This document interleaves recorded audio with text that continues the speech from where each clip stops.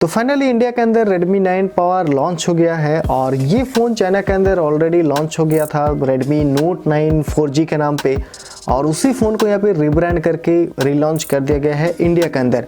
और देखा जाए तो इस प्राइस रेंज पे यानी कि 11 से 12 हज़ार रुपये के बीच में काफ़ी सारे फ़ोन्स अवेलेबल है, जैसे कि मोटो का G9 पावर हो गया, Redmi का ही खुद Redmi 9 प्राइम हो गया, पोको M2 हो गया, या फिर कभी कभी ऑफर में आपको realme का 6 भी देखने को मिल जाएगा। realme का narzo सीरीज़ अवेलेबल है। तो ये फ़ोन एग्जैक्टली कहाँ पे एग्जिस्ट करता है और इस फ़ोन में आपको प्लस पॉइंट्स क्या कुछ देखने को मिलता है, नेगेटिव पॉइंट्स क्या कुछ है, और अगर आपको बाय करना है तो किस बेसिस पे इस फ़ोन को आप बाय कर सकते हो, तो वो सब कुछ चीज़ें मैं आज आप लोगों को इस वीडियो में बताने वाला हूँ। सबसे पहले तो बात करते हैं इसकी प्राइसिंग के बारे में। चाइना के अंदर जो वेरिएंट इसका लॉन्च हुआ था 4GB 128GB, उसका प्राइस रखा गया था 999 और इंडिया में उस वेरिएंट का रखा गया है 12,000 रुपये।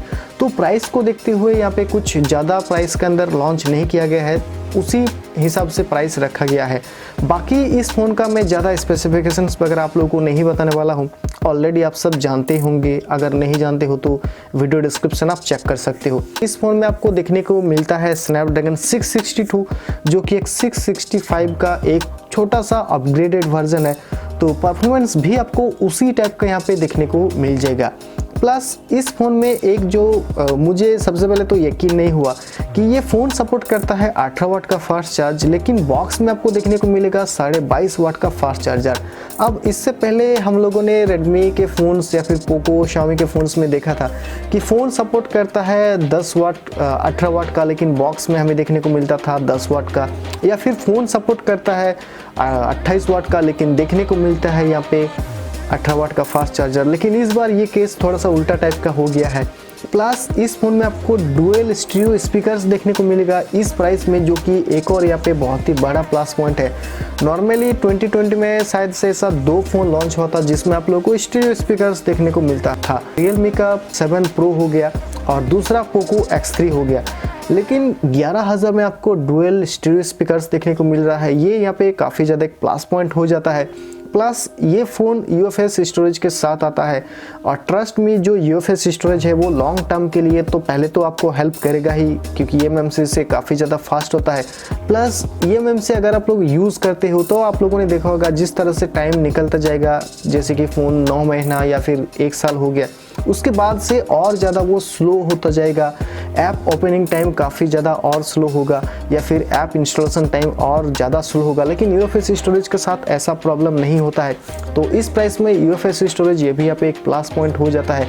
प्लस इस फ़ोन में आपको देखने को मिलता है 6000 mAh का एक बड़ा सा बैटरी। नॉर्मली इस प्राइस में जितने भी फ़ोन्स अवेलेबल है उसमें आप लोगों को मैक्सिमम 5000 mAh का बैटरी तक ही देखने को मिलता है, लेकिन इस फ़ोन में 6000 mAh का बैटरी दिया गया है, जो कि अगेन एक प्लस पॉइंट हो जाता है।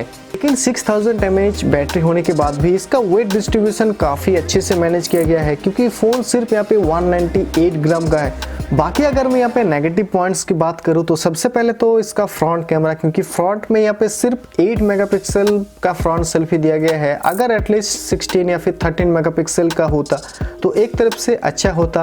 प्लस जैसे कि ये Redmi ब्रांड के अंदर आता है तो इसीलिए एड्स आपको यहाँ पे काफ़ी ज़्यादा देखने को मिलेगा, और अगर आप एड्स को डिसेबल भी करोगे, वैसे मैंने इसके रिगार्डिंग वीडियो बनाया हुआ है, आई बटन में लिंक आपको मिल जाएगा। एड्स को अगर आप लोग डिसेबल करते हो, इसके बाद अगर कोई भी एक सॉफ्टवेयर अपडेट आता है तो देन बैक टू डिफ़ॉल्ट हो जाएगा और एड्स फिर से आपको ज़्यादा देखने को मिलेगा। और नेक्स्ट इसका जो बैक है वो पॉलीकार्बोनेट है, अगर ग्लास बैक होता तो एक तरफ से और भी अच्छा हो जाता।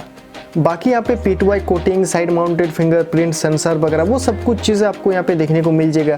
तो आप फाइनली बात करते हैं कि ये फ़ोन कहाँ पे एग्जैक्टली एग्जिस्ट करता है। तो सबसे पहले तो अगर आप एक गेमर हो, यानी कि इस प्राइस रेंज के अंदर अगर आपको एक अच्छी बड़ी बैटरी वाला और डिसेंट प्रोसेसर चाहिए तो देन इस फ़ोन को आप परचेस कर सकते हो, क्योंकि गेमिंग के अंदर ये फ़ोन कहीं ना कहीं बैटरी और जो इसका स्पीकर है वो आपको यहाँ पे हेल्प करेगा। प्लस अगर आप एक मीडिया लवर हो, अगर आप फ़ोन्स में ज़्यादातर मूवीज़ वगैरह देखना पसंद करते हो तो देन आप इस फ़ोन को बाय कर सकते हो। अगर आपको इससे भी थोड़ा सा और बेहतर फ़ोन चाहिए, लेकिन हाँ उसमें आप लोगों को स्टोरेज स्पीकर्स नहीं देखने को मिलेगा, लेकिन उसका प्रोसेसर आपको अच्छा मिलेगा, प्लस उसमें एड्स भी आपको कम देखने को मिलेगा, उसका बिल्ड क्वालिटी, उसका डिज़ाइन भी आपको अच्छा देखने को मिलेगा, तो देन आप कुछ पैसा ऐड करके पोको M2 Pro को बाय कर सकते हो। पोको M2 Pro का वैसे मैंने एक कैमरा टेस्ट और अनबॉक्सिंग वगैरह किया हुआ हूँ। अगर आप लोग उस वीडियो को देखना चाहते हो तो आई बटन में और वीडियो डिस्क्रिप्शन में आपको लिंक मिल जाएगा। बाकी इस फ़ोन के रिगार्डिंग आप क्या क्या थॉट्स है, आपके क्या राय है, आप नीचे मुझे कमेंट करके बता सकते हो। और कुछ भी अगर सवाल वगैरह है इस फ़ोन के रिगार्डिंग तो देन आप नीचे मुझे कमेंट करके बता सकते हो। आप लोगों का बहुत बहुत शुक्रिया इस वीडियो को देखने के लिए। Thank you.